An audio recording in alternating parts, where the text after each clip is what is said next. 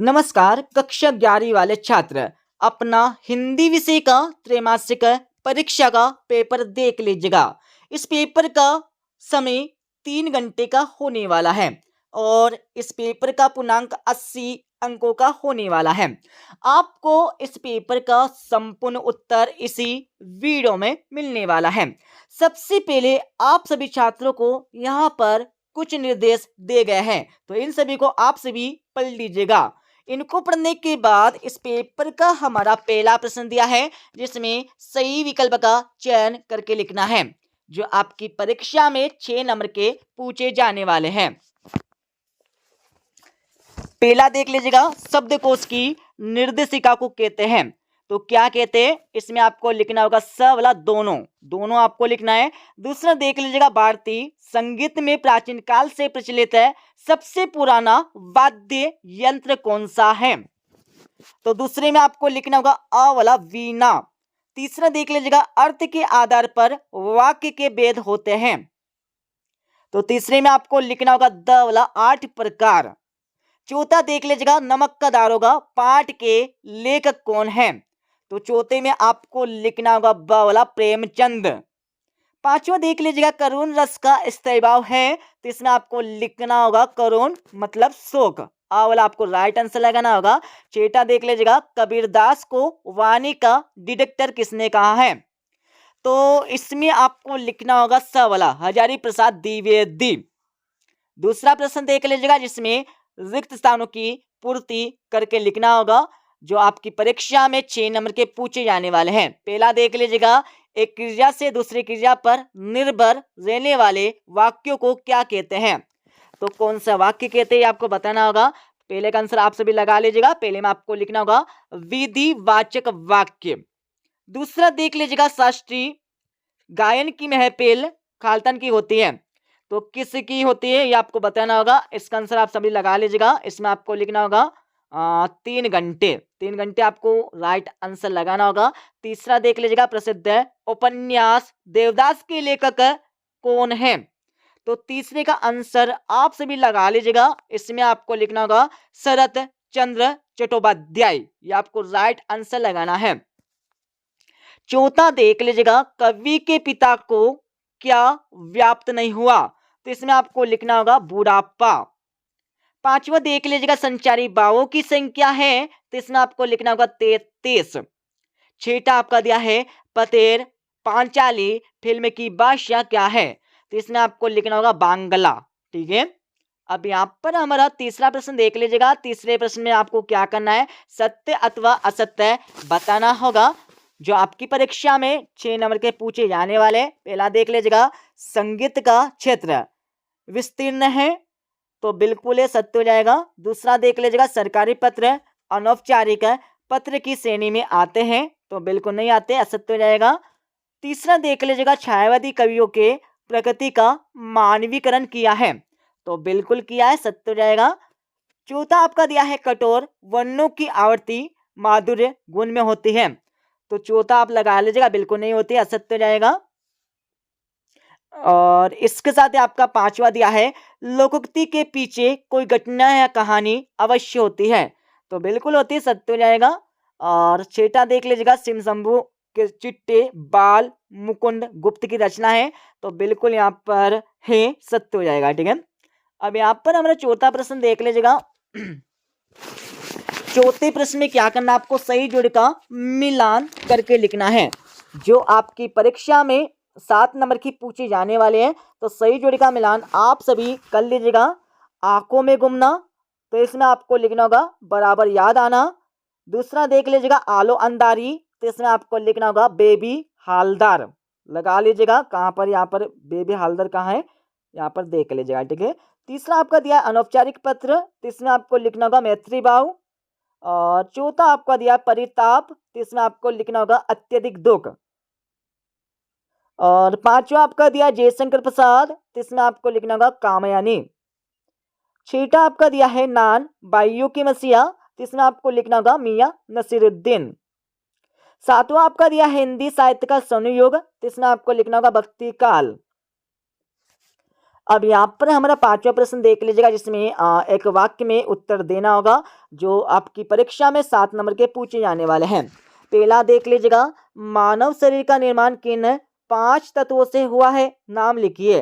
तो पहले का उत्तर आप सभी लगा लीजिएगा। पहले में आपको लिखना होगा सबसे पहले पृथ्वी, पृथ्वी के बाद आपको लिखना होगा जल, जल के बाद आपको लिखना होगा अग्नि, अग्नि के बाद आपको लिखना होगा वायु, वायु के बाद आपको 5वें स्थान पर आपको लिखना होगा आकाश। ठीक है, लिख लीजिएगा। और दूसरा देख लीजिएगा, जहाँ कारण होने पर भी कार्य ना हो वह कौन सा अलंकार होता है। तो दूसरे का आंसर आप सभी लगा लीजिएगा। इसमें आपको लिखना होगा विशेष सोक्ति, विशेष सोक्ति अलंकार, ये आपको लिखना होगा यहाँ पर दूसरे का आंसर। तीसरा देख लीजिएगा, अपू की माँ का नाम क्या था। तो तीसरे में आपको लिखना होगा सर्वजया, सर्वजया आपको लिखना है। चौथा देख लीजिएगा, पंडित अलोपीदीन ने मुंशी वंशीधर को किस पद पर नियुक्त किया था। तो चौथे का आंसर आप सभी लगा लीजिएगा।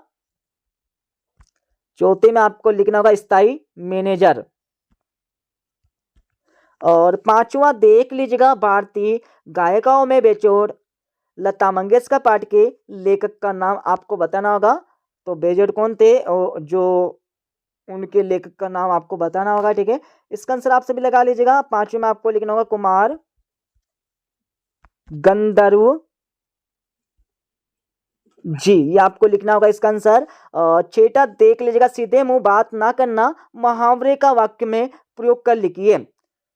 तो यहाँ पर देख लीजिएगा, छठे का आंसर आप सभी लगा लीजिएगा। इसमें आपको लिखना होगा सबसे पहले सीधे मुंह बात ना करना, इसका अर्थ आपको लिखना है अकड़ कर बात करना। ठीक है, और इसमें आपको प्रयोग किस प्रकार से करना होगा बता देता हूं। अभिमानी व्यक्ति भी सीधे मुंह बात नहीं करता है, ये आपको इसका प्रयोग कर देना है। सातवां देख लीजिएगा, ऑल इंडिया रेडियो की स्थापना भारत में कब हुई। तो इसको उत्तर आप सभी लगा लीजिएगा। सातवें में आपको लिखना होगा 8 जून 1936, ये आपको राइट आंसर लगाना है। अब यहाँ पर हमारे 2-2 नंबर के प्रश्न देख लीजिएगा। आपका छठा प्रश्न दिया है, प्रगतिवाद की 2 विशेषताएं लिखकर प्रमुख 2 काव्यों के नाम आपको बताना होगा, मतलब कवियों के नाम आपको बताना है। ठीक है, और अतवा वाला प्रश्न देख लीजिएगा, छायावादी 2 कवियों के नाम, उनकी एक एक रचनाएं आपको लिखना होगा। सातवां प्रश्न देख लीजिएगा, कबीर की दृष्टि में ईश्वर एक है, उदाहरण सहित आपको लिखना होगा। अतवा वाला प्रश्न देख लीजिएगा, मीरा कृष्ण की उपासना किस रूप में करती है, इसके बारे में आपको बताना होगा। आठवां प्रश्न देख लीजिएगा, महाकाव्य और खंडकाव्य में आपको अंतर बताना होगा। अतवा वाला प्रश्न दिया हमारा, प्रबंध काव्य और मुक्तक काव्य में आपको अंतर बताना है। सभी के उत्तर आपको बता देंगे। अब यहाँ पर 9वां प्रश्न देख लीजिएगा। 9वें प्रश्न में क्या पूछा है, यमक अलंकार की परिभाषा उदाहरण सहित आपको लिखना है। अतवा वाला प्रश्न देख लीजिएगा, द्विवचन की परिभाषा उदाहरण सहित आपको लिखना है। और इसके साथ ही यहाँ पर 10वां प्रश्न देख लीजिएगा, जिसमें कहानी तथा उपन्यास में अंतर आपको बताना होगा। और अतः वाले प्रश्न में आपको नाटक तथा एकांकी में अंतर बताना है। 11वां प्रश्न देख लीजिएगा, मियां नसीरुद्दीन के व्यक्तित्व की आपको 2 विशेषता बताना होगा। और अतः वाले प्रश्न में आपको लॉर्ड कर्जन कैसा वायसराय था, इसके बारे में आपको बताना है। ठीक है, अब यहाँ पर हमारा 12वां प्रश्न देख लीजिएगा, निपात किसे कहते हैं। 2 वाक्य में निपात का प्रयोग कर लिखिए। और अतः वाले प्रश्न में क्या करना, आपको वाक्यों को परिवर्तन करके आपको लिखना है। तो इनके आंसर भी आपको बता देंगे। अब यहाँ पर हमारा 13वां प्रश्न देख लीजिएगा, जिसमें क्या करना, आपको मुहावरों को वाक्य में प्रयोग कर आपको लिखना होगा। ठीक है, इन सभी के आंसर आपको बता देंगे। और इसके अतः वाले प्रश्न में आपको वाक्यों को शुद्ध करके लिखना है। अब यहाँ पर 14 प्रश्न देख लीजिएगा। 14वें प्रश्न में क्या पूछा है, शास्त्रीय संगीत और चित्रपट संगीत में आपको 2 अंतर बताना होगा। और अतः वाले प्रश्न में आपको लता मंगेशकर के गायन की 2 विशेषता आपको बताना है। और 15वां प्रश्न देख लीजिएगा, जनसंचार के आधुनिक माध्यमों के नाम आपको बताना होगा। अतः वाले प्रश्न में आपको जनसंचार माध्यम के उद्देश्य आपको बताना है। अब आप सभी 16वें प्रश्न देख लीजिएगा, भवानी प्रसाद मिश्र अथवा त्रिलोचन का साहित्यिक परिचय निम्न बिंदुओं के आधार पर देना है। एक रचना आपको लिखना होगा, भाव पक्ष कला पक्ष आपको लिखना है, साहित्य में स्थान आपको लिखना है। 17वां प्रश्न देख लीजिएगा, प्रेमचंद अथवा कृष्णा सोबती का साहित्यिक परिचय निम्न बिंदुओं के आधार पर देना है। दो रचना आपको लिख देना है, भाषा शैली आपको लिख देना है, साहित्य में स्थान आपको लिख देना है। अब यहाँ पर हमारा 18वां प्रश्न देख लीजिएगा, इसमें क्या करना आपको, भाव पल्लवन भाव विस्तार करके आपको लिखना होगा किसी एक का। तो इसका आंसर भी आपको बता देंगे। अब आप सभी यहाँ पर हमारा 19वां प्रश्न देख लीजिएगा, निम्नलिखित अपठित गद्यांश को पढ़कर नीचे लिखे प्रश्नों के उत्तर आपको देना है। पहला आप देख लीजिएगा, उपरोक्त गद्यांश का उचित शीर्षक आपको बताना है। तो इसमें आपको शीर्षक लिख देना है, ठीक है, कर्तव्य पालन। और दूसरा देख लीजिएगा, अधिकारों की शोभा किससे प्राप्त होती है। तो इसमें आपको लिखना होगा, तो यहां पर दूसरे प्रश्न का आंसर आपको कहां से लिखना है, देख लीजिएगा, अधिकारों की शोभा कहां से प्राप्त होती है, किससे मिलती है हमें। तो इसका आंसर आपको यहां से मिल जाएगा, मतलब आपको अच्छे से बता देंगे, ठीक है। और इसके साथ यहाँ पर तीसरा दिया हमारा, सनद का विलोम आपको लिखना होगा। तो इसमें आपको लिखना होगा तत्पर। और इसके साथ ही यहाँ पर अगला प्रश्न देख लीजिएगा, अगले प्रश्न में क्या करना आपको, संदर्भ प्रसंग एवं सौंदर्य सहित आपको भावार्थ लिखना होगा।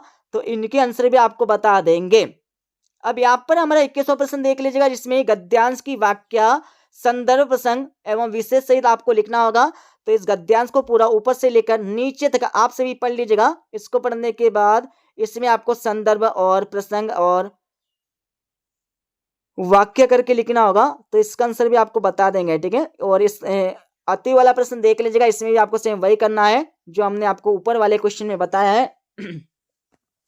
22वें प्रश्न में क्या करना आपको, परीक्षा काल में ध्वनि विस्तारक यंत्रों के बजाने पर रोक लगाने हेतु जिलाधीश को प्रार्थना पत्र आपको लिखना होगा। और इसके अति वाले प्रश्न में आपको एक शिकायती पत्र लिखना है। और 23वें प्रश्न में आपको किसी एक विषय पर रूपरेखा सहित निबंध लिख देना है। तो आप किसी एक विषय पर एक निबंध पढ़ लीजिएगा। अब मैं इस पेपर का फुल सॉल्यूशन आप सभी को बता देता हूं।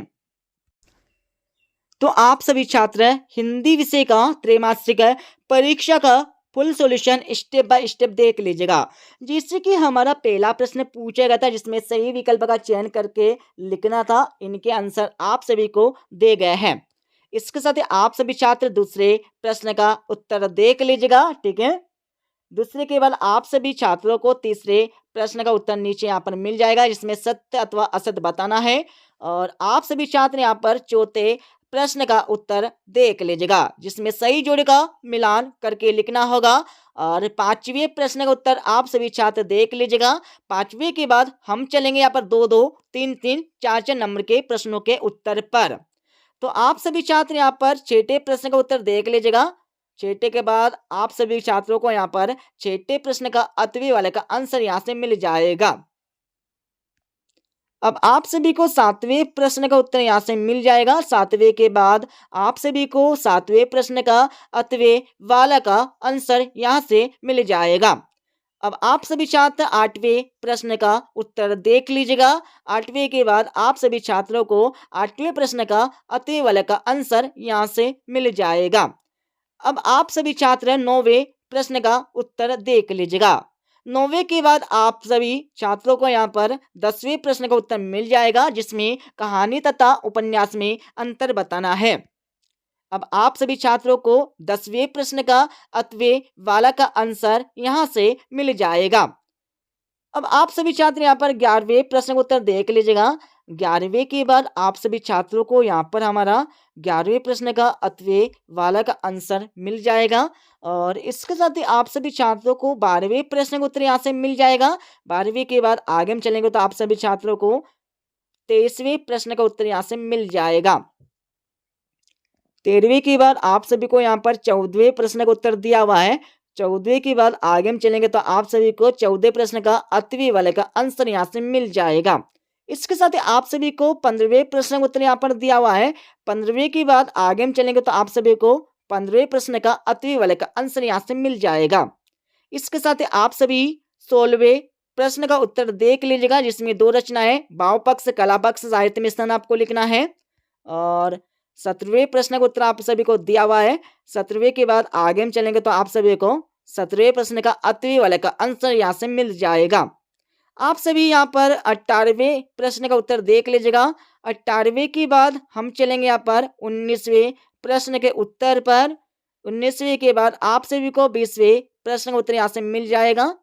20वें के बाद यहाँ पर हमारा 22वें प्रश्न का उत्तर आप सभी को दिया हुआ है।